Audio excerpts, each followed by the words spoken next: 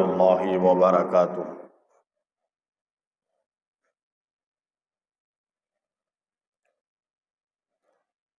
الحمد لله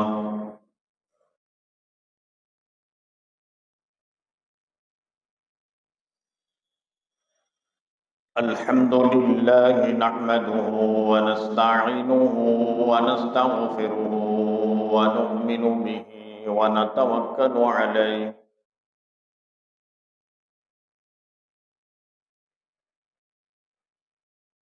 ونعوذ بالله من شرور أنفسنا ومن سيئات أعمالنا.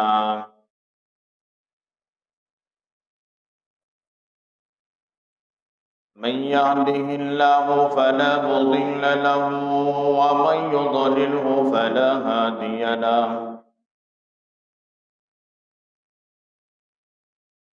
ونشهد أن لا إله إلا الله وحده لا شريك له. ونشهد أن سيدنا وسندنا وشفينا وحبيبنا وحبيب ربنا وطبيبنا وطبيب قلوبنا وطبيب عيوبنا وطبيب أرواحنا وطبيب أجسادنا ومأوانا وملجانا وقائدنا وقتبتنا وآلانا وأولانا وهادينا ومرشدنا ومولانا محمدا عبده ورسوله صلى الله عليه وعلى آله وأصحابه وبارك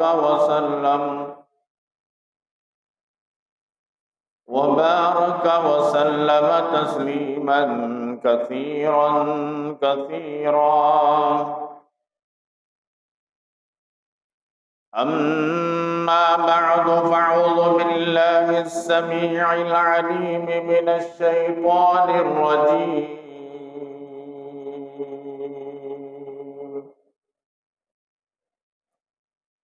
بسم الله الرحمن الرحيم.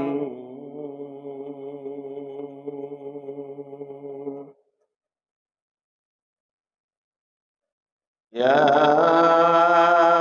أيها الذين آمنوا ادخلوا في السلم كافة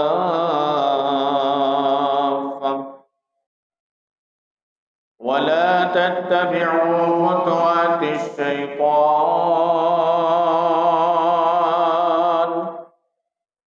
إنه لكم عدو مبين.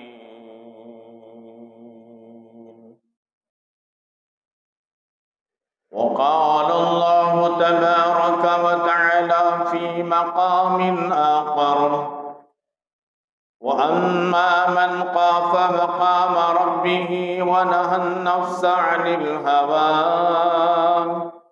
فإن الجنة هي المأوى. وقال النبي صلى الله عليه وسلم: من يطع الله ورسوله فقد رشد، أو كما قال النبي عليه الصلاة والتسليم. آمنت بالله صدق الله ومولانا العظيم، وبلغنا رسوله النبي الأمين المتين الكريم، ونحن على ذلك من الشاهدين والشاكرين، والحمد لله رب العالمين. رب رب اشرح لي صدري ويسر لي أمري واحلل عقدة من لساني يفقه قولي اللهم صل على سيدنا مولانا محمد في أول كلامنا اللهم صل على سيدنا مولانا محمد في أوسط كلامنا اللهم صل على سيدنا مولانا محمد في آخر كلامنا. معزز سامعین کرام،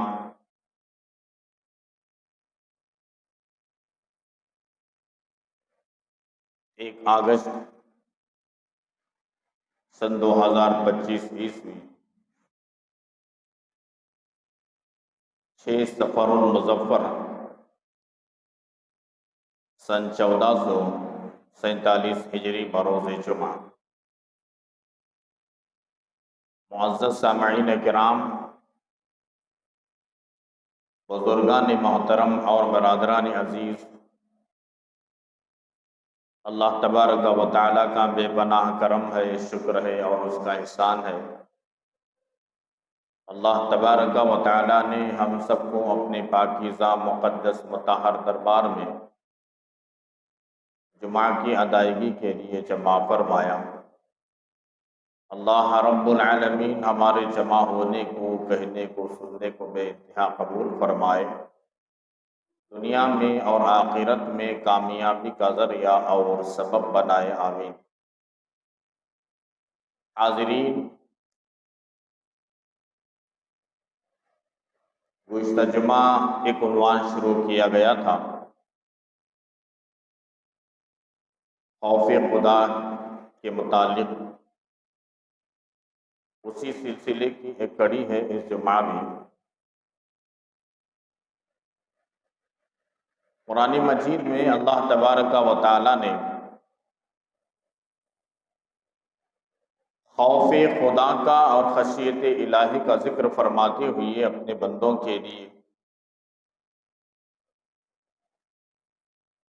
متنبع فرما رہے ہیں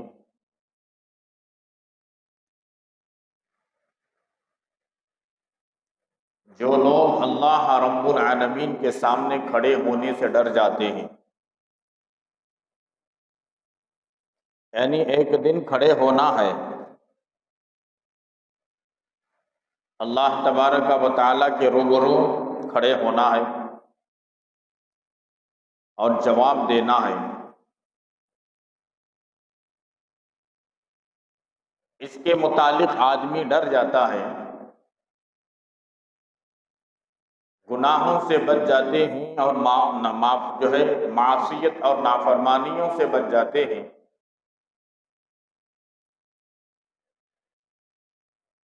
اور اپنے نفسانی خواہشات کو دبا دیتے ہیں. اللہ رب العالمین کا فرمان ہے ایسے لوگوں کے لیے ہم نے جنت تیار کر رکھی ہے.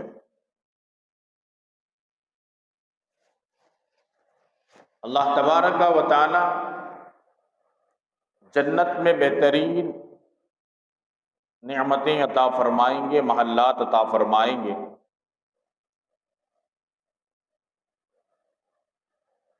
خوف خدا بڑی چیز ہے، آدمی کے دل کے اندر خوف خدا ہو. اسی لیے اللہ کے نبی صلی اللہ علیہ وسلم نے امت کو تعلیم دینے کے لیے حدیث مبارکہ میں اس کا ذکر فرمایا ہے. اللہم انی اسألک الجنہ وما قرب الیہا او عمل او قول او عمل. اے اللہ، میں آپ سے جنت کی طلب کرتا ہوں. اللہم انی اسألک الجنہ وما قرب الیہا من قول او عمل. اور میں ایسی چیزوں کی آپ سے درخواست کرتا ہوں، ایسے کاموں کی آپ سے میں توفیق مانگتا ہوں جو کام کر کر میں جنت کے قریب ہو جاؤں۔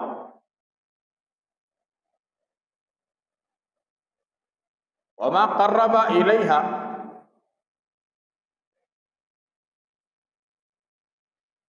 اور مجھے جنت کے قریب کر دے وہ، چاہے وہ عمل کے ذریعے سے ہو یا قول کے ذریعے سے ہو۔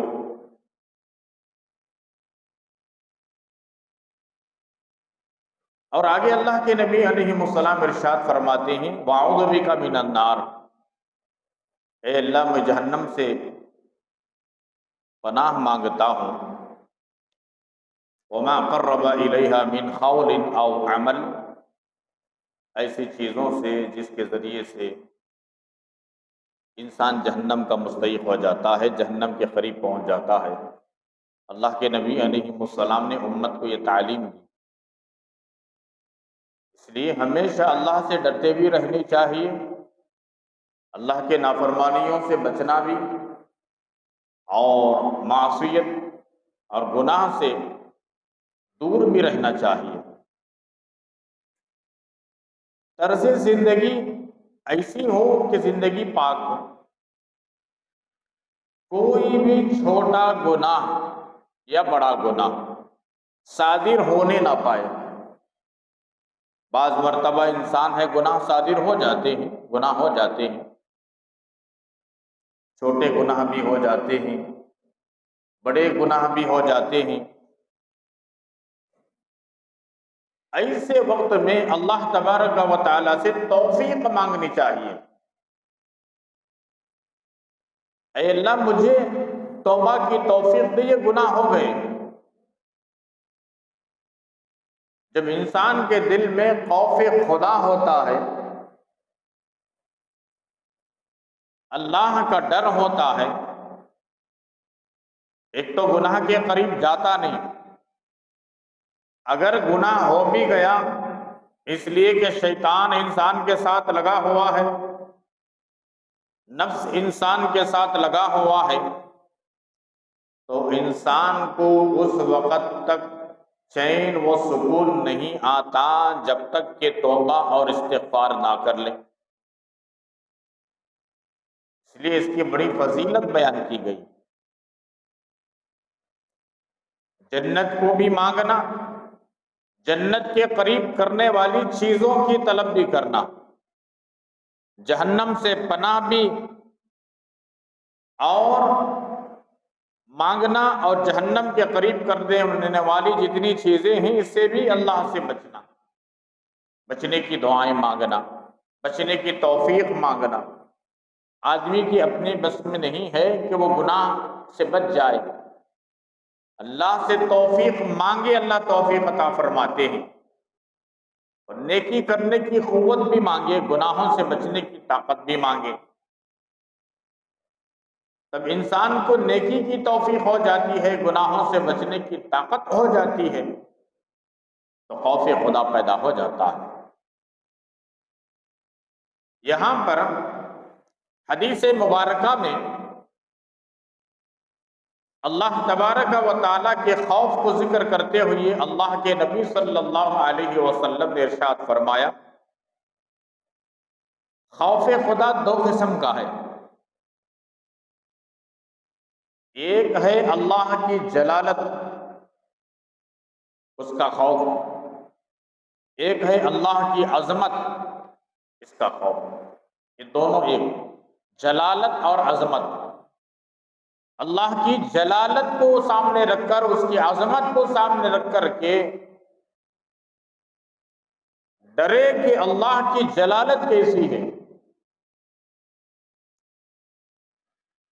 اور دوسرا ہے اللہ تبارک و تعالیٰ کے عذابات کو سامنے رکھ کر، اللہ کا عذاب بڑا سخت ہے، اللہ کی پکڑ بڑی سخت ہے، اللہ کی وعیدیں بڑی سخت ہے، اللہ کا غصہ بڑا سخت ہے، اللہ نے جو جہنم کو بنایا ہے اس کے اندر مختلف وادیاں ہیں، اس کے اندر ویل ہے، حطمہ ہے، اژدے ہیں، سانپ ہیں، بچھو ہیں، مختلف قسم کے کیڑے اور مکوڑے ہیں، عذاب دینے والے فرشتے ہیں، یہ خوف۔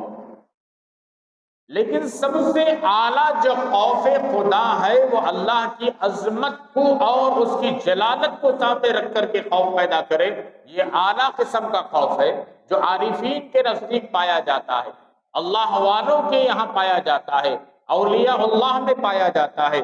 حضرات انبیاء اور حضرات اولیاء کی زندگی میں یہ چیزیں ملتی ہیں، اس کا ثبوت ملتا ہے کہ حضرات انبیاء و اولیاء و صدیقین و عارفین اللہ کی عظمت اور جلالت کو سامنے رکھ کر کے خوف خدا کھاتے تھے، خشیت الہی ان کے دلوں میں تھا۔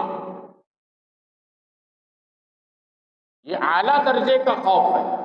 ایک آدمی جہنم کے عذاب کو ڈر کر کیڑے اور مکوڑے اور سانپ اور اژدے اور بچھو جتنی چیزیں ہیں اسے بھی ڈر کر کے اگر گناہوں سے بچ رہا ہے، یہ بھی بہت اچھی بات ہے، اجر کا کام ہے، ثواب کا کام ہے، خوف خدا پیدا ہوگا۔ لیکن اعلیٰ درجے کا جو ہے وہ خوف اللہ کی جلالت اور اللہ کی عظمت کو سامنے رکھ کر کے بندہ خوف خدا پیدا کرے، یہ ذکر کیا گیا ہے۔ تو بہرحال ہمارے دلوں میں اللہ کی جلالت بھی موجود ہو، ہمارے دلوں میں اللہ کی عظمت کا خوف بھی موجود ہو، ہمارے دلوں میں خدا نے جو عتاب کیا ہے، خدا کے جو عذابات ہیں، خدا کی بنائی ہوئی جہنم، اس کے عذابات اور اس کے اندر جتنے چیزوں کو اللہ نے پیدا کیا، ان تمام چیزوں کا بھی دل کے اندر خوف رکھ کر کے اگر کوئی دل گناہوں سے بچتا ہے تو یہ بھی اعلیٰ قسم کا خوف ہے۔ دونوں ضروری ہیں، اللہ کی جلالت بھی ضروری، اللہ کی عظمت بھی ضروری، اور اللہ نے بنائی ہوئی جہنم اور اس کے عذابات سے بھی ڈرنا چاہیے۔ خوف خدا دلوں میں پیدا کرنی چاہیے۔ وہ کیسے؟ آپ نے سنا ہوگا بارہا، اللہ کے نبی علیہ الصلاۃ والتسلیم ان کے زمانے میں جب تیز و تند ہوا چلتی یا بارش کا بادل آتا یا ابر چھا جاتا، اللہ کے نبی علیہ الصلاۃ والتسلیم کا چہرہ سرخ ہو جاتا خوف کی وجہ سے۔ مسجد میں تشریف لے چلے جاتے، اتنا خوف زدہ ہو جاتے، زیادہ ہوا چلتی تو اللہ کے نبی خوف زدہ ہو جاتے، بادل آتا تو خوف زدہ ہو جاتے، آندھی چلتی تو خوف زدہ ہو جاتے، سیلاب آتا تو خوف زدہ ہو جاتے، مسجد میں تشریف لے جاتے، اللہ سے مناجات کرتے، دعائیں مانگتے، استغفار کرتے۔ ام المومنین امی جان حضرت سیدہ عائشہ صدیقہ رضی اللہ تعالی عنہا ایک مرتبہ اللہ کے نبی سے پوچھا، یا رسول اللہ، سب کہہ دیجئے صلی اللہ علیہ وسلم، آپ زیادہ ہوا چلنے سے اتنا خوف زدہ ہو جاتے ہیں، ابر آنے سے خوف زدہ ہو جاتے ہیں، سیلاب آنے سے خوف زدہ ہو جاتے ہیں، تیز و تند قسم کی ہوا چلنے سے خوف زدہ ہو جاتے ہیں، اس کی وجہ کیا ہے؟ اللہ کے آخری نبی حضرت محمد الرسول اللہ صلی اللہ علیہ وسلم نے ارشاد فرمایا، عائشہ، اسی تیز ہوا اور بادل کے ذریعے سے اللہ تبارک و تعالی نے قوم عاد کو تباہ و برباد کیا ہے۔ قوم عاد ایک بڑی خطرناک قوم گزری ہے، قوم عاد، قوم سمود، اپنے ہاتھوں سے پہاڑوں کو یوں ٹھکور کر بنا لیتے تھے، آج بھی اس کے کھنڈرات موجود ہیں دنیا کے اندر۔ اللہ تبارک و تعالیٰ نے نشان عبرت بنا کر کے دنیا میں باقی رکھا ہے، دیکھنے والے اللہ کے بندے وہاں جا کر دیکھتے ہیں، سفر کرنے والے سفر کر کے وہاں کے حالات دیکھتے ہیں کہ اس زمانے میں قوم عاد جہاں بستی تھی، قوم سمود جہاں بستی تھی، قوم صالح جہاں بستی تھی، ایسی جگہ آج بھی موجود ہے، وہ کھنڈرات آج بھی موجود ہے، دیکھنے والے دیکھیں۔ رحمت دو عالم صلی اللہ علیہ وسلم نے ارشاد فرمایا، قوم عاد کے اوپر جو اللہ کا عذاب آیا وہ ہوا کے ذریعے سے آیا۔ وہ سمجھ رہے تھے کہ ہوا چل رہی ہے، امر کے ذریعے سے آیا۔ وہ سمجھ رہے تھے کہ اب بارش آئے گی، بارش پڑے گی، کھیت سیراب ہوں گے، باغات سیراب ہوں گے، اناج اگے گا۔ اتنے پاپی، اتنے گناہ کیے ہوئے تھے، اتنے گنہگار تھے، اطمینان تھا کہ یہ امر بارش کا ہے، بارش آئے گا، بارش برسے گا، غلہ اگے گا، کھیتیاں سرسبز و شاداب ہوں گی۔ لیکن اللہ تبارک و تعالیٰ نے اسی ابر کے ذریعے سے پتھروں کی بارش کو برسایا، تباہ و برباد کیا۔ وہ سمجھ رہے تھے بارش آئے گا، لیکن اللہ نے پتھروں کی بارش، پتھروں کو برسایا ابر کے ذریعے سے، قوم کو تباہ برباد کیا۔ تو اللہ کے نبی علیہ السلام نے فرمایا، عائشہ اسی ابر اور بادل کے ذریعے سے اللہ تبارک و تعالیٰ نے قوم عاد کو تباہ و برباد کیا ہے۔ اس لیے مجھے خوف ہوتا ہے ابر کو دیکھ کر، ہواؤں کو دیکھ کر، جب تک کہ ان ابر سے بارش نہ برس پڑے اس وقت تک اللہ کے نبی علیہ السلام کو اطمینان نہیں ہوتا تھا۔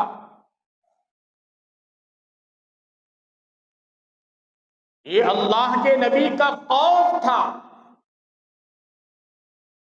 آج ہمارے آنکھوں کے سامنے بڑے بڑے حوادثات ہوتے ہیں، خوف نہیں۔ زبردست طوفان آتا ہے، خوف نہیں۔ زبردست ہوا چلتی ہے، آندھی چلتی ہے، خوف نہیں۔ سونامی کی شکل میں آیا، تباہ جو ہے شہر کے شہر تباہ ہو گئے، جنگلات میدانوں میں تبدیل ہو گئے، بڑے بڑے درخت تباہ برباد ہو گئے، بڑے بڑے عمارتیں زمین دوز ہو گئی، ہم دیکھتے ہیں اور سنتے ہیں، خوف نہیں۔ اللہ کے نبی علیہ الصلوۃ والتسلیم ہوا چلتی تو خوف زدہ ہو جاتے، ابر آتا تو خوف زدہ ہو جاتے۔ ہم اتنے نڈر اور اتنے ہم اطمینان والے ہو گئے کہ کچھ نہیں ہوگا۔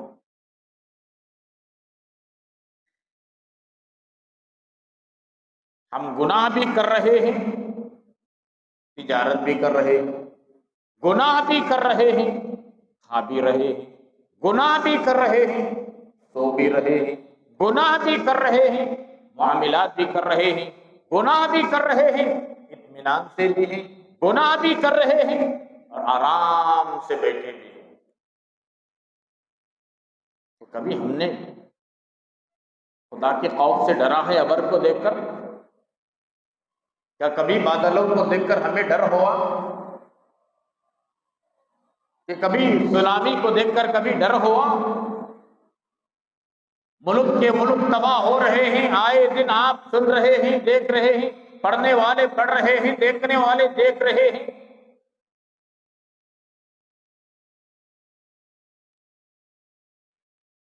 کبھی دلوں کے اندر خوف پیدا نہیں کیا ہم نے؟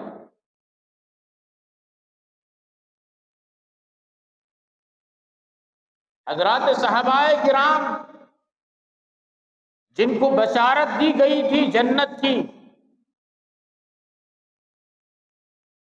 اللہ کے عتاب اور عذاب سے دور کا بھی واسطہ نہیں تھا ان کو، جہنم سے دور کا بھی واسطہ نہیں تھا ان کو، ایسے بڑے بڑے صحابہ جن میں سے سر فہرست حضرت ابو بکر صدیق رضی اللہ تعالیٰ عنہ، کیا کم بڑے صحابی تھے؟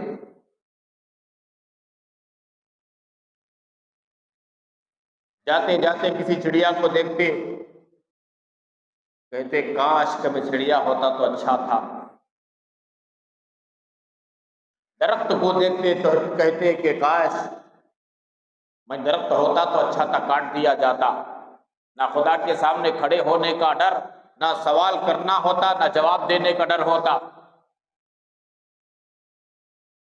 کوئی درخت کاٹ دیا ہوتا انسان، یہ طوفان سے گر گیا ہوتا، سوکھ کر پرزا پرزا ہو گیا ہوتا، کوئی جلا دیتا، بس بات ختم۔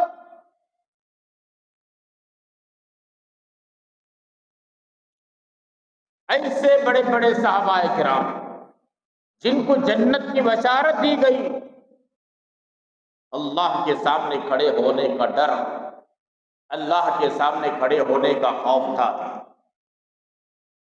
آج ہمارے دلوں کے اندر سے چیز نکل گئی۔ انسان کو جو متقی بناتا ہے وہ خوف خدا بناتا ہے۔ وَأَمَّا مَنْ خَافَ مَقَامَ رَبِّهِ وَنَهَى النَّفْسَ عَنِ الْهَوَىٰ فَإِنَّ الْجَنَّةَ هِيَ الْمَأْوَىٰ۔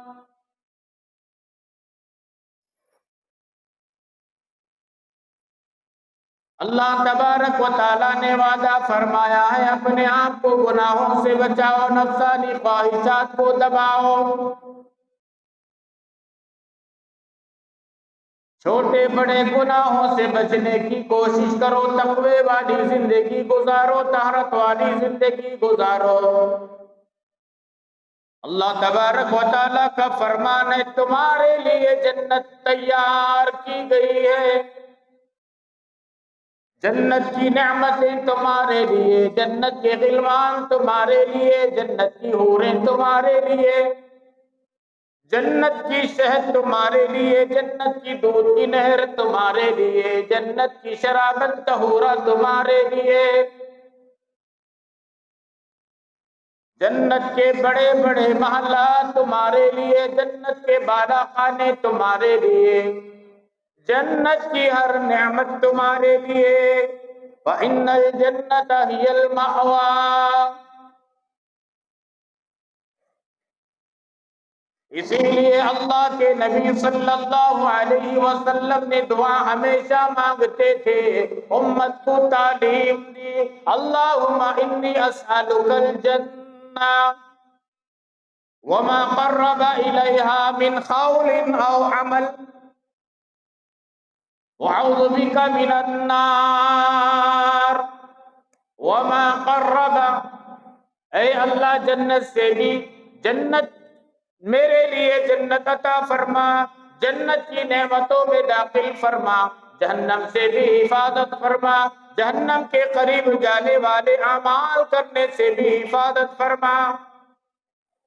وما قرب الیہا من قول او عمل۔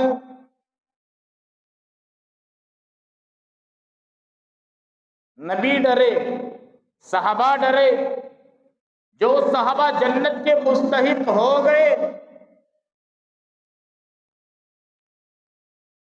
اللہ کے نبی علیہ الصلوۃ والتسلیم نے بڑے بڑے صحابہ کرام کو بشارت دی، ابو بکر فی الجنہ، عمر فی الجنہ، عثمان فی الجنہ، علی فی الجنہ، زبیر فی الجنہ، طلحہ بن جنہ، عبد الرحمن بن عوف فی الجنہ،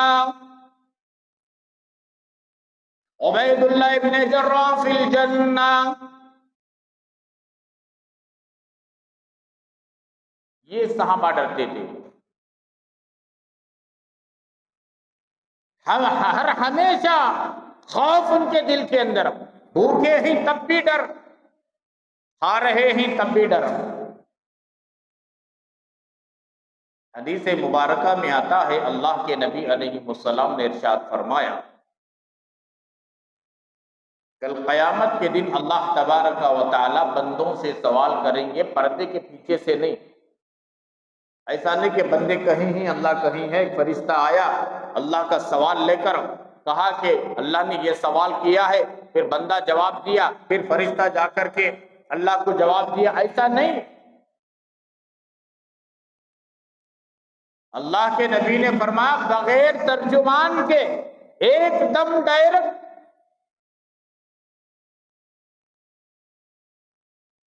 ترجمان کے بغیر ڈائریکٹ آمنے سامنے بندے ہوں گے اور خدا کی جلالت اور اس کی عظمت. اللہ سوال کرے گا.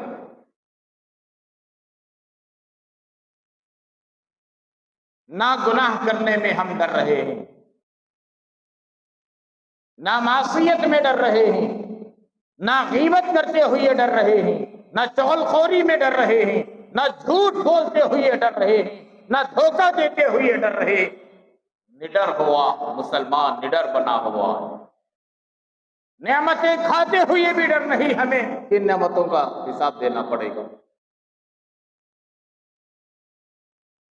میں کمایا سو جی، میری کمائی، میرا ہنر، میرا کاروبار، میرا بزنس، میری فیکٹری، میرا کارخانہ، میں نعمتیں کھا رہا ہوں.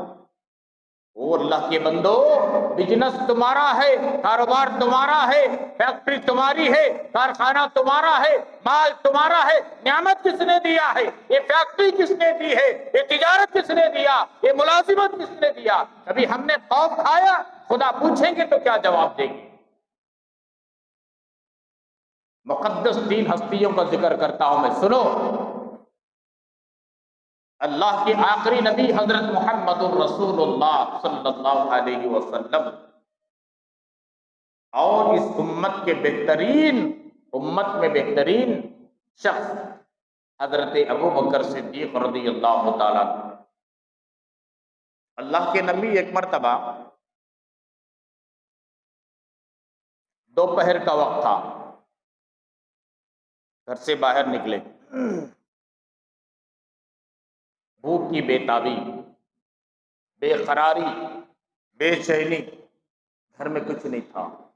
اللہ کے نبی کے بیک وقت ام المؤمنین امی جان حضرت سیدہ خدیجۃ الکبریٰ رضی اللہ تعالی عنہا کے بعد بیک وقت میں 10 بیویاں تھیں. کسی بیوی کے گھر میں کچھ نہیں، کسی بیوی کے گھر میں کچھ نہیں. آج کسی کے 2 بیویاں ہیں، آج کسی کے 3 بیویاں ہیں، آج کسی کے 4 ہیں. ایک میں نہیں تو ایک گھر میں تو ملے گا نا، ملے گا کہ نہیں ملے گا؟ ارے 2 میں نہیں تو اور ایک بیوی کے گھر میں تو ضرور ملے گا.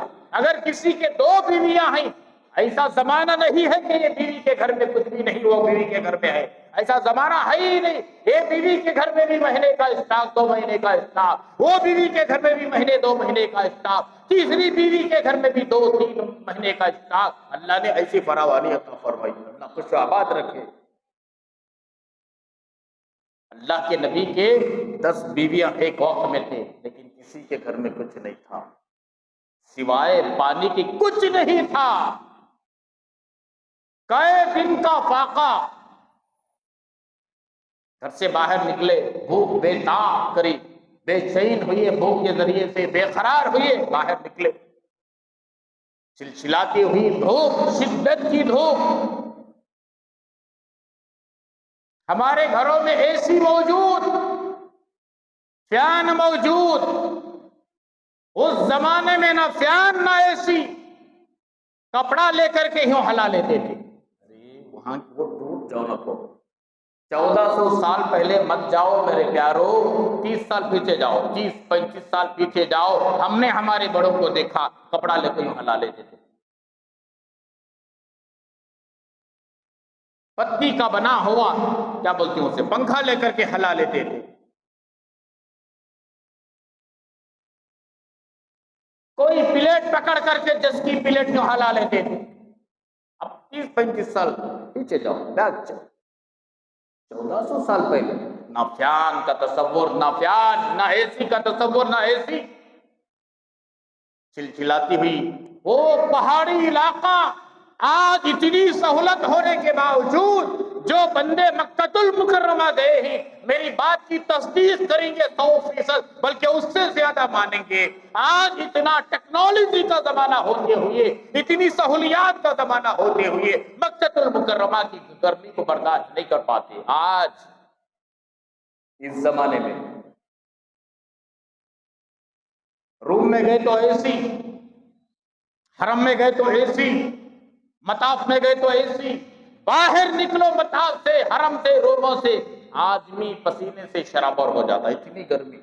پہاڑی علاقہ جہاں ہوتا ہے، سمندری علاقہ جہاں ہوتا ہے، وہاں غضب کی گرمی ہوتی ہے، ڈگری 40 پر 5 سے زیادہ ہوتی ہے۔ اتنی سہولت ہونے کے باوجود، اتنے بڑے بڑے عمارتیں، آسمانوں سے باتیں کرنے والی عمارتیں ہونے کے باوجود بھی اس زمانے میں کچھ بھی نہیں، چھوٹے چھوٹے۔ بھوک کی شدت ستائی، اللہ کے نبی باہر نکلے، چلچلاتی ہوئی دھوپ کی تپش، گرمی۔ ایک راستے سے جا رہے تھے اللہ کے نبی علیہ السلام، سامنے سے حضرت ابو بکر صدیق رضی اللہ تعالیٰ عنہ آئے، ملاقات ہو گئی۔ کون صدیق؟ اللہ کے نبی کے دوست صدیق۔ کون صدیق؟ اللہ کے نبی کے سسرے صدیق۔ کون صدیق؟ اللہ کے نبی کے غار کے یار صدیق۔ اللہ کے نبی نے سلام کیا، جس پر پہلی نظر پڑتی اللہ کے نبی سلام کر دیتے، انتظار نہیں کرتے تھے کہ وہ مجھے سلام کرے۔ نظر پڑ گئی سلام، السلام علیکم ورحمۃ اللہ، نظر نہیں پڑی اچانک انجانے میں کوئی چیز فوراً سلام کر دے وہ الگ بات، لیکن اللہ کے نبی کوشش کرتے تھے کہ میں پہلے سلام کرو۔ بچے ملے، جوان ملے، بوڑھے ملے، جو بھی ملے، پہچانتے ہو یا نہیں پہچانتے ہو، معلوم کہ یہ مسلمان ہے تو پہلے سلام کرتے تھے، نہیں پہچانے تو الگ بات۔ آج ہماری قوم کی پہچان ختم ہو گئی، مسلمانوں کی پہچان ختم ہو گئی، کیسا سلام کریں؟ پہچان ہو تو نہ سلام کریں گے۔ بعض مرتبہ ہم گزرتے ہی نہیں معلوم ہوتا کہ یہ مسلمان ہے کہ یہ غیر مسلم بھائی ہے، بعد میں پتہ چلتا ہے کہ وہ ہمارا آدمی تھا۔ پہچان ہم نے، ہماری شناخت کو ہم نے ختم کر دیا۔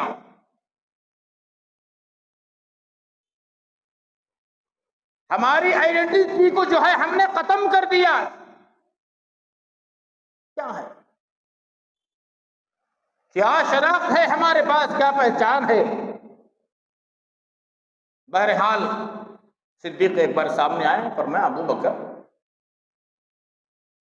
یہ تو ظہر کے بعد آرام کرنے کا وقت، کیا کرنے کا وقت؟ آرام کرنے کا وقت، ظہر کے بعد۔ نیند آئے کہ نہ آئے، تھوڑی دیر ظہر کے بعد میں کھا کر کے آرام کرنا، یہ سنت نبوی ہے، جس سے انسان کے جسم اور انسان کی طاقت کو تقویت ملتی ہے۔ اتنی شدت کی دھوپ میں، اتنی گرمی میں، اور سونے کا وقت، آرام کرنے کا وقت کہاں نکلے؟ اللہ کے نبی علیہ الصلوۃ والتسلیم کے یار غار حضرت ابو بکر صدیق رضی اللہ تعالیٰ عنہ نے فرمایا، یا رسول اللہ صلی اللہ علیہ وسلم، بھوک کی تپش نے مجھے باہر نکلنے پر مجبور کیا، بھوک کی شدت نے مجھے گھر سے باہر نکلنے پر مجبور کیا، بھوک کی پریشانی نے مجھے گھر سے باہر نکلنے پر مجبور کیا، اس لیے میں گھر سے باہر نکل کر آیا۔ قربان جائیں رحمت دو عالم صلی اللہ علیہ وآلہ وسلم پر، اللہ کے نبی نے فرمایا، اے ابو بکر صدیق، جس چیز نے تمہیں مجبور کیا گھر سے باہر نکلنے پر، جس چیز کے ذریعے سے تم پریشان ہو کر کے باہر نکلے، اسی چیز نے مجھے مجبور کر کے گھر سے باہر نکالا۔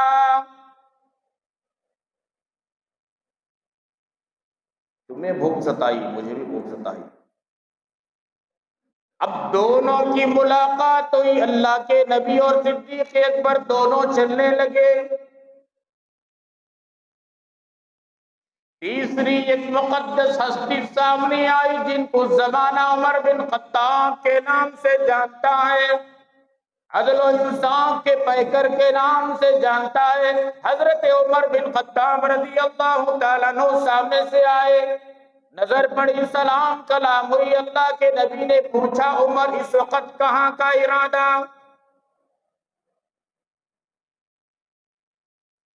چلچلاتی ہوئی دھوپ، اتنی تپش کی دھوپ، اتنی شدت کی دھوپ، وہ بھی دوپہر کا آرام کرنے کا وقت چھوڑ کر تم یہاں کہاں نکلے؟ حضرت عمر فاروق اعظم رضی اللہ تعالیٰ عنہ نے نظریں نیچے کرتے ہوئے فرمایا، یا رسول اللہ صلی اللہ علیہ وسلم، بھوک کی شدت نے مجھے گھر سے باہر نکلنے پر مجبور کیا، بھوک کی تپش نے مجھے گھر سے باہر نکلنے پر مجبور کیا، اس لیے میں گھر سے باہر نکل کر تلاش میں آیا۔ تینوں کا مقصد ایک تھا۔ اللہ کے نبی نے فرمایا، عمر، جس مقصد کے لیے، جس چیز نے تمہیں مجبور کیا گھر سے باہر نکلنے پر، مجھے بھی اسی چیز نے مجبور کیا، صدیق کو بھی اسی چیز نے مجبور کیا، اور تمہیں بھی اسی چیز نے مجبور کیا۔ تینوں ملے۔ روایتوں میں دونوں کا دو صحابی کا قصہ موجود ہے۔ ایک ترمذی کی روایت ہے، مسلم شریف کی روایت ہے، اس میں ایک صحابی کا ذکر ہے۔ ایک در منصور کی روایت ہے، اس میں ایک صحابی کا ذکر ہے۔ سب سے پہلے علماء نے جو ذکر کیا، تینوں مل کر کے حضرت ابو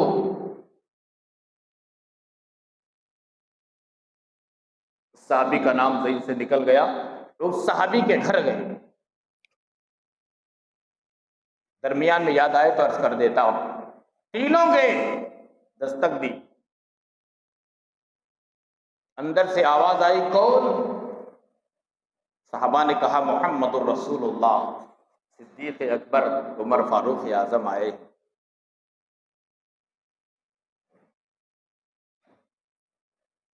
ابو حسیم، حضرت ابو حسیم رضی اللہ تعالیٰ عنہ،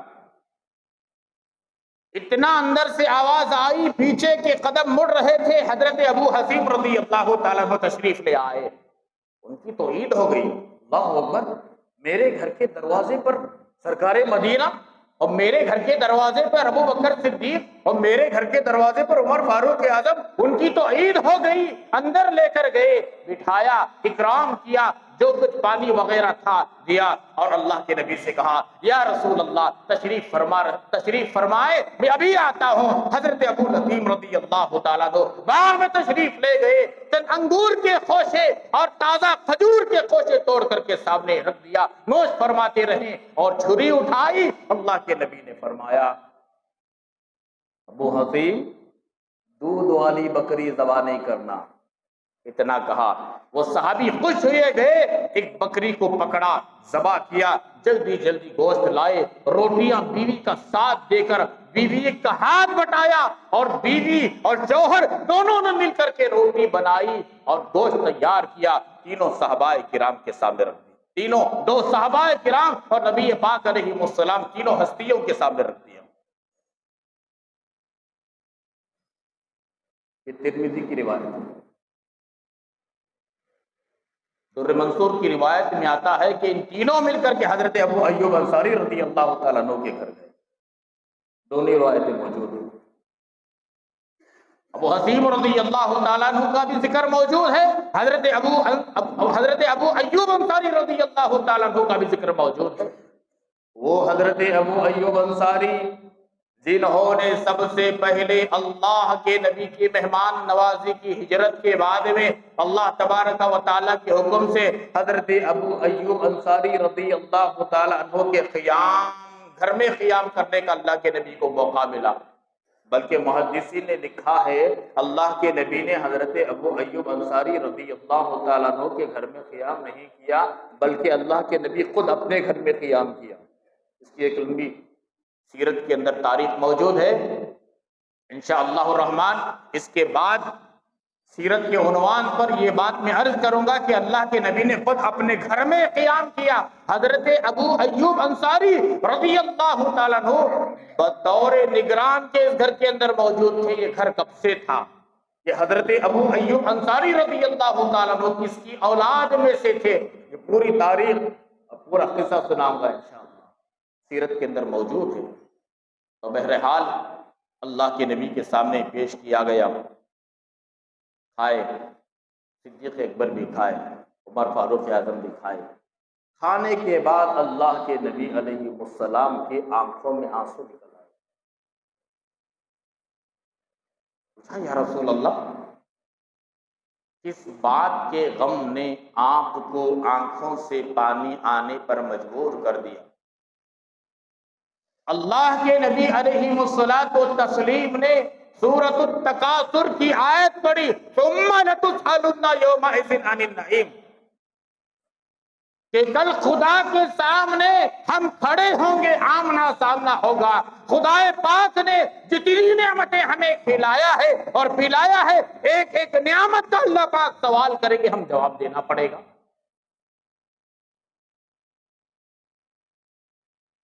کتنی نعمتیں نہیں کھا رہی ہم، کتنے بکرے نہیں ہضم کرے، کتنے بیل نہیں ہضم کرے، کتنے مرغیاں نہیں ہضم کرے، اور کتنے انڈے نہیں ہضم کرے ہم لوگ۔ کبھی ان نعمتوں کو کھاتے ہوئے دسترخوان پر کبھی دل کے اندر خوف پیدا ہوا کہ اتنی اچھی نعمتیں خدا مجھے کھلا رہے ہیں اور میں کتنا بڑا غدار نکل گیا، اتنی اچھی نعمتیں مجھے کھلا رہے ہیں، کیا میں خدا کی نافرمانی کرنے کے لیے دنیا میں اللہ نے مجھے بھیجا؟ اتنی اچھی اچھی نعمتوں کو پاک پروردگار مجھے کھلا رہے ہیں، اتنی فرما برداری میں نے کیا، اتنی اطاعت میں نے کیا، اور کتنی خدا کی مانا اور خدا کے نبی کی مانا، اتنی عبادت کیا، تلاوت کیا، ریاضت کیا، ذکر کیا، درود پڑھا، تقوی والی زندگی میں نے گزارا۔ کتنا جھوٹ کہا، کتنا نہیں کہا، کتنا غیبت کیا، کتنا نہیں کیا، کتنا چغلی لگایا، کتنا نہیں کیا، کتنا بہتان لگایا، کتنا نہیں کیا، کون سی چیز سے میں نے بچا، کون سا کام کیا، کون سا نہیں کیا۔ کبھی ہم نے محاسبہ کیا، اس طرح پر بیٹھ کر کبھی محاسبہ کیا، دن میں کتنی نے کیا، میں نے کیا، کتنی غیبت کیا، کتنا جھوٹ بولا، کتنا دھوکہ دیا، اور کتنا غلط گندا میں نے گوبر دماغ میں رکھ کر کے کام کیا۔ کبھی ہم نے سوچا؟ جن کی برکت سے اللہ تبارک و تعالیٰ نے کائنات کو وجود بخشا، وہ نبی نعمتوں کے استعمال کرنے کے بعد رو رہے ہیں، ان نعمتوں کے بارے میں سوال ہوگا اور جواب دینا پڑے گا۔ ثم لتسألن یومئذ عن النعیم، ہر نعمت کا سوال ہوگا۔ لباس پہن رہے ہیں، اچھا، سوال ہوگا۔ اچھا چپل جوتا پہن رہے ہیں، سوال ہوگا۔ پہننے کے بعد صحیح استعمال کیا، شکر گزاری بجا لائی، سوال نہیں ہوگا۔ ناشکری کی، نافرمانی کی، غلط چیز پر استعمال کیا، نعمتوں کا استعمال کرنے کے بعد میں گناہ کیا، خدا کے یہاں ضرور پوچھو گی۔ ارے جب کسی کے ماتحت میں ہم کام کرتے ہیں، اس کی دی ہوئی چیز کو ہم نے غلط جگہ پر استعمال کیا تو پوچھے گا کہ نہیں پوچھے گا؟ ارے پوچھے گا کہ نہیں پوچھے گا؟ پھر خدا نہیں پوچھے گا؟ کتنی نعمتیں اللہ دے رہے ہیں، کھلا رہے ہیں، پلا رہے ہیں، ہر نعمت کے بارے میں پوچھو گی، سوال ہوگا۔ اس لیے دل کے اندر خوف خدا ہو تو گناہ نزدیک نہیں آتا، گناہ کے قریب ہم نہیں جاتے۔ خوف خدا، اس وقت میرے ذہن میں 2-3 واقعات یاد آئے، اب اس کا موقع نہیں ہے، ایک طویل واقعات ہیں، یہ سلسلہ جاری رہے گا انشاءاللہ الرحمن، یہ عنوان جاری رہے گا، اس میں عرض کروں گا خوف خدا پیدا کرو۔ یہ خوف خدا کے ضمن میں ایک 2 باتیں عرض کر دیتا ہوں، ذرا دل تھام کر کے سنو مسلمانوں۔ کون سا مہینہ چل رہا ہے؟ بولو کون سا مہینہ؟ صفر المظفر، خالی سفر نہیں بولنا، صفر المظفر۔ یہ مہینے میں مسلمانوں کا کیا عقیدہ ہے؟ کتنا غلیظ اور گندا عقیدہ ہے، کتنی قباست بھری ہوئی ہے دماغ کے اندر، مسلمان مردوں کے اندر، مسلمان عورتوں کے اندر۔ سفر عربی کا لفظ ہے، اس کے معنی خالی کے آتے ہیں۔ اس کی کچھ تشریحات کر دیتا ہوں میں، سنو۔ کیوں اس مہینے کو خالی کا مہینہ کہا گیا؟ لوگ نہ دھڑ ہے، نہ پیر ہے، نہ جسم ہے، کچھ بھی نہیں، کیا کہ ایک رسی پکڑ لے تو یہ خالی کا مہینہ کہتے ہیں۔ جی ہاں، عربی لفظ ہے، اس کا معنی خالی ہے۔ کیوں؟ کبھی ہم اس کی گہرائی میں گئے؟ یہ علماء سے دوری کا نتیجہ ہے مسلمانوں۔ سب سے دوستی ہے ہماری، چھپروں سے دوستی ہے ہماری، نالائقوں سے دوستی ہے ہماری، کمبختوں سے دوستی ہے ہماری، غنڈوں سے دوستی ہے ہماری، اچکوں سے دوستی ہے ہماری۔ مطلب کی دوستی علماء سے، مطلب کی دوستی علماء سے۔ کسی کو بری لگے تو لگے، یہ جگہ حق بولنے کی جگہ، چاپلوسی کرنے کی جگہ نہیں ہے۔ یہ جگہ سچ بولنے کی جگہ ہے، تلوے چاٹنے کی جگہ نہیں ہے۔ سب سے دوستی ہے، علماء سے مطلب کی دوستی۔ تمہارے جنازے پڑھانے کے لیے علماء، تمہارے بچوں کا نام رکھنے کے لیے علماء، تمہارے بچوں کے نکاح پڑھانے کے لیے علماء۔ علماء سے دوستی نہیں؟ علماء کی قدر کرو، ہر مسئلہ علماء سے پوچھو، اپنی منمانی زندگی نہ گزارو۔ سفر یہ عربی لفظ ہے، اس کے معنی خالی۔ کیا خالی؟ زمانے جاہلیت میں، زمانے جاہلیت کسے کہتے ہیں؟ اللہ کے نبی کے تشریف لانے سے پہلے کے زمانے کو زمانے جاہلیت کہتے ہیں۔ اور اللہ کے نبی صلی اللہ علیہ وسلم کے تشریف لانے کے بعد بھی کچھ عرصے تک، ایک مدت تک یہ جہالت باقی تھی۔ آج یہ جہالت آج اس امت کے اندر پیوست ہو گئی ہے، رس بچ گئی ہے۔ خون کے قطرے میں، جسم کے گوشت میں، جسم کے پوست میں، رگ و ریشے میں بس گئی ہے جہالت کی عادتیں۔ خالی کے کیا معنی؟ زمانے جاہلیت میں محرم الحرام کے مہینے میں مشرکین مکہ جنگ نہیں کرتے تھے۔ کیوں؟ ان کے نزدیک بھی محرم الحرام کا مہینہ عظمت والا مہینہ تھا، تقدس والا مہینہ تھا، اچھا پیارا مہینہ تھا، اس لیے جنگ بند کر دیتے۔ محرم کا چاند دستے ہی جنگ بند، اعلان جنگ کی بند، جنگ بندی، جنگ بند کرو، گھروں میں رہو۔ جب محرم الحرام کا مہینہ مکمل ہو جاتا، سفر کا مہینہ شروع ہوتا، جنگ کی تیاری کر کر نکل جاتے۔ اب پورے جنگ کو نکل جاتے، پورا شہر خالی ہو جاتا، پورے گھر خالی ہو جاتے، سوائے عورتوں کے اور چھوٹے بچوں کے گھروں میں کوئی نہیں رہتے تھے، شہر میں کوئی نہیں رہتا تھا، ایک بھی مرد نظر نہیں آتا تھا۔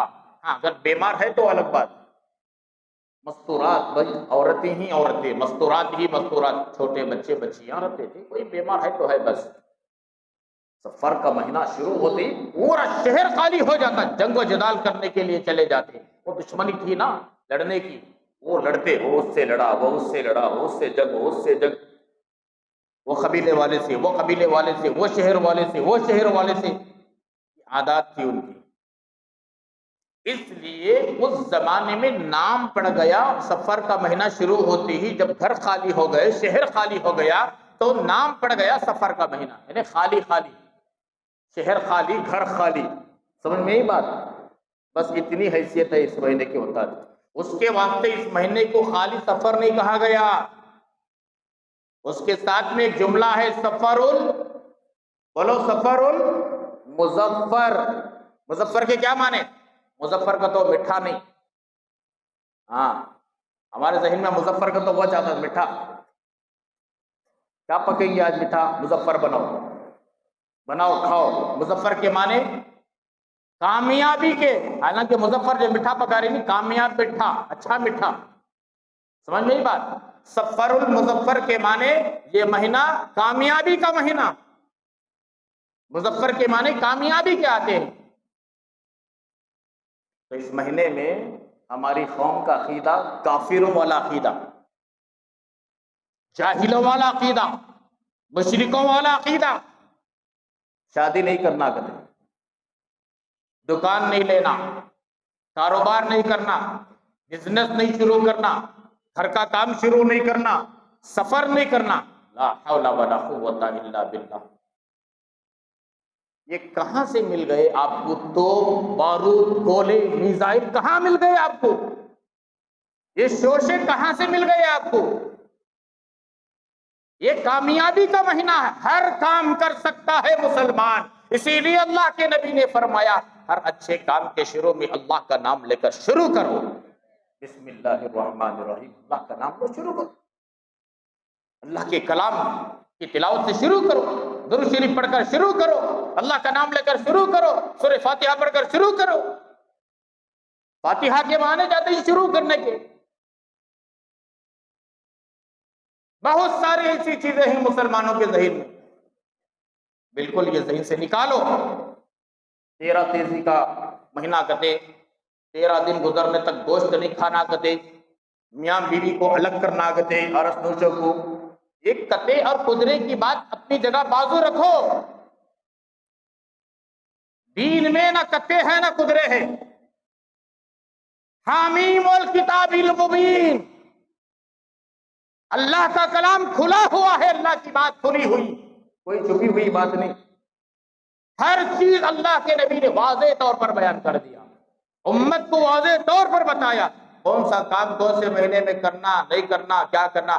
ہر مہینہ اپنے اندر کوئی فضیلت رکھتا ہے، اہمیت رکھتا ہے، مقام رکھتا ہے. اپنے دماغ کے گھوڑے دوڑا کو یہ مہینے میں یہ نہیں کرنا، وہ مہینے میں وہ نہیں کرنا. سفر کا مہینہ آگا، محرم کا مہینہ آگا، شادی کرنا تو مولود کے مہینے میں کرنا کہتے، اس کے بعد میں کرنا کہتے. اللہ اکبر. زمانے جاہلیت کے اندر جتنی باتیں، جتنی چیزیں تھی، آج مسلمانوں کے دل و دماغ کے اندر وہ پیوست ہو گئی. تو میرے پیاروں، یہ سفر المظفر کی 6ویں تاریخ ہے. گوشت کھاؤ، حجی پتا کھاؤ، نئے کپڑے سلاؤ، شادی کرنے کا موقع ہے، بچوں کی بچیوں کی کرو. تجارت شروع کرنا ہے، اللہ کا نام لے کر شروع کرو. گھر کا کام شروع کرنا ہے، اللہ کا نام لے کر شروع کرو. سفر کرنا ہے، اللہ کا نام لے کر شروع کرو. کیا سکھائے اللہ کے نبی؟ گھر سے باہر نکلو تو دعا پڑھو، بسم اللہ توکلت علی اللہ لا حول ولا قوت الا باللہ العلی العظیم. کیا معنی اس کا؟ اللہ، کتنی برکتیں ہیں اس دعا کے اندر. گھر والوں سے سلام کرو، بائیں پیر میں چپل یا جوتا پہنو، گھر سے باہر بایاں پیر نکلو اللہ کا نام لے کر. سواری پر بیٹھو، الحمدللہ سبحان الذی سخر لنا ھذا وما كنا له مقرنین وانا الی ربنا لمنقلبون. پڑھو، سواری تمہاری خوابوں میں آئے گی. جاؤ، کہاں جاتے ہیں؟ جاؤ اللہ کا نام لے کر جاؤ، ذکر کرتے ہوئے جاؤ، درود پڑھتے ہوئے جاؤ، تلاوت کرتے ہوئے جاؤ. کوئی مصیبت تمہیں ٹچ نہیں کرے گی، خدا کے رسول کا حکم ہے. آج مسلمان دل و دماغ کے اندر ایسے ایسے باتیں بھر کر سفر نہیں کرتے. شادی ہوگی تو عرس توشہ کو جدا کر کے چھوڑ ڈالتی. 13 تیزی گوشت نہیں کھانا کہتے. دنیا بھر کی کہانیاں بنا کر اسلام کو جتنا ہم قوم سے نقصان ہوا ہے، خدا کی عزت و جلالت کی قسم کھا کر میں کہتا ہوں کسی قوم سے اتنا نقصان نہیں ہوا جتنا ہمارے قوم سے ہوا. اس لیے سفر کا مہینہ اچھا مہینہ. اور اس میں اور ایک عقیدہ بھی ہے، آخری چہارشنبے کا. آخری چہارشنبہ بھی نہیں، درمیانی چہارشنبہ بھی نہیں، اول چہارشنبہ بھی نہیں. اب 2 دن پہلے چہارشنبہ گیا، پھر آئے گا. پھر آئے گا۔ ہم پیدا ہوئے نا اس وقت سے لے کر کتنے ہزاروں کی بار چہارشنبہ آگاہ کی، اب جب تک زندگی باقی کتنے بار آتا کی، آتا رہے گا جاتا رہے گا، ہمیں کیا اس سے لینا دینا؟ آخری چہارشنبہ اس کی کیا حیثیت کیا ہے؟ یہ سفر کے آخری دنوں میں جو چہارشنبہ آیا، وہاں اس دن میں اللہ کے نبی کو سر کا درد آیا، یہ ذکر ہے کتابوں میں۔ جی، اللہ کے نبی کو جو تکلیف شروع ہوئی اس مہینے کے آخری دنوں میں، جو چہارشنبے کا دن تھا، اس کے 2-3 دن کے بعد میں ربیع الاول کا مہینہ شروع ہونے والا تھا۔ یہ شروع ہوا جسے اللہ کے نبی کو فرمایا مرض الوفات، جو مرض سے اللہ کے نبی وفات پائے، دنیا سے پردہ فرما گئے، دنیا سے کوچ کر گئے، یہ بس اتنی حیثیت کیا بھی نہیں، دوسرا کیا بھی نہیں۔ موقع ملے تو آخری چہارشنبے کی حیثیت، میں گزشتہ سال شاید آپ کو یاد ہوگا میں نے عرض کیا ہوں، اس مرتبہ بھی اگر اللہ نے چاہا تو یہ آخری چہارشنبے کی حیثیت کیا ہے جو ہمارے مسلمانوں کے اندر رائج ہو گئی ہے، بس گئی ہے، اسے بھی عرض کرنے کی آنے والے جمعوں میں جو ہے آنے والے دنوں میں عرض کرنے کی کوشش کروں گا۔ بہرحال دل کے اندر خوف خدا ہو تو ایسی ساری چیزوں کو نہیں آدمی پکڑتا، بے بنیادی باتوں کو نہیں پکڑتا۔ خوف خدا نہیں ہے تو یہ ساری چیزیں، دل کے اندر خوف خدا پیدا کرو، اللہ کی عبادت پہ منہمک ہو جاؤ، نمازوں کی پابندی کرو، تلاوت کرو، ذکر کرو، درود پاک کا ورد کرو، سنتوں کے مطابق زندگی گزارنے کی کوشش کرو۔ اللہ تبارک و تعالی ہم تمام کو جو کہا گیا سنا گیا عمل کی توفیق عطا فرمائے، اور گناہوں کو معاف فرمائے، تقوی والی زندگی نصیب فرمائے، ایمان والی زندگی عطا فرمائے، ایمان پر خاتمہ بالخیر نصیب فرمائے، آمین۔ وآخر دعوانا الحمد للہ رب العالمین۔